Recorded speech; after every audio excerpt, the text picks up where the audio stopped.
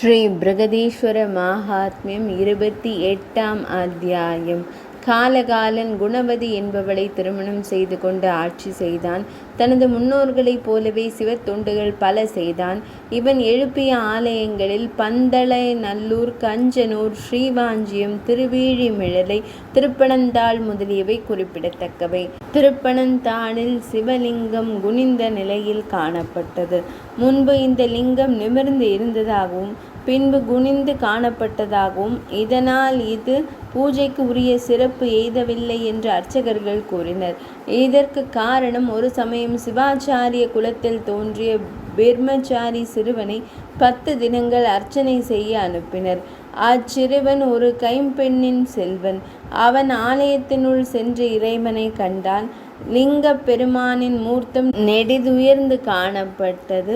அபிஷேகம் செய்ய இயலாமல் வருந்தி கண்ணீர் சொரிந்தான். அழுதால் உன்னை பெறலாம் என்னுமா போலே இறைவன் லிங்கத்திலிருந்து தோன்றி அச்சிறுவன் வழிபடுவதற்கு உதவியாக தலை குனிந்தார். சிறுவன் மகிழ்ந்து ஆகம முறைப்படி அபிஷேக ஆராதனைகளை செய்தான். இறைவன் முன் பிரசாதமான சோற்றை வைத்து உண்ணுமாறு மிகுந்த அன்புடன் கேட்டுக்கொண்டான். இறைவனும் 5 பிடி உணவை எடுத்துக்கொண்டார். பிறகு தீபாராதனைகளை முடித்துவிட்டு இல்லம் திரும்பினான். இல்லத்தை அடைந்த அந்த சிறுவன் எஞ்சிய சாத பாத்திரத்தை தனது தாயிடம் கொடுத்தான். அதிலிருந்த பாதி உணவை கண்டு உணவு குறைந்திருப்பதன் காரணத்தை கேட்டாள். சிறுவன் இறைவன் உண்டது போக எஞ்சிய உணவு இதுதான் என்று கூறினான். தாய் வருந்தினாள். இதனைத் தொடர்ந்து 8 தினங்களும் உணவு குறைந்தே காணப்பட்டது. இதனால் சிறுவனின் தாயார் மிக மனம் வருந்தினாள். 9ஆம் நாள் கோபமடைந்த சிறுவனின் தாயார் ஆலயத்திற்கு சென்று அங்கு நடக்கும் நிகழ்ச்சியை காண கருங்கல்லின் இடுக்கு வழியாக ஜன்னல் வழியாக உள்ளே தன் பார்வையை திருப்பினாள்.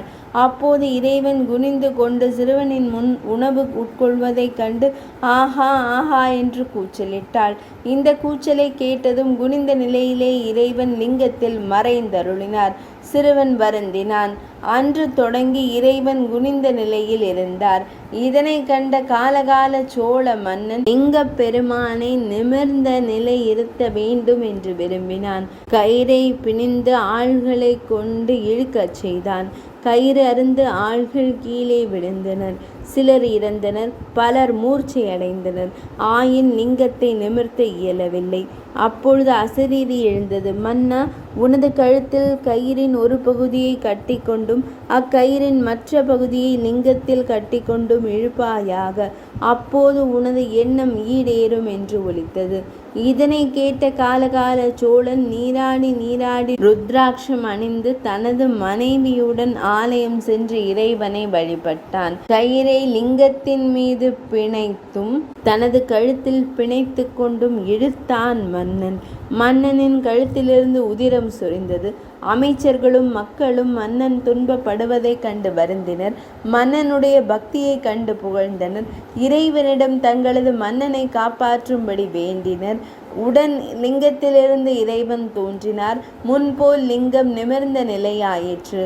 மன்னனது கழுத்தும் பழைய நிலையாயிற்று. புண்கள் குணமாயின.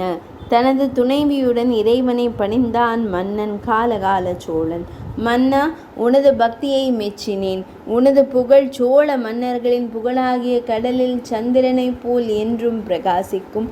நீ உனது மகனுக்கு பட்டம் கட்டிய பிறகு திருப்பனந்தாள் இவ்வாலயத்திற்கு திருப்பணி செய்து உனது துணைவியுடன் கைலையில் சாருபியம் பெற்று வாழ்வாயாக என்று கூறி மறைந்தருளினார்.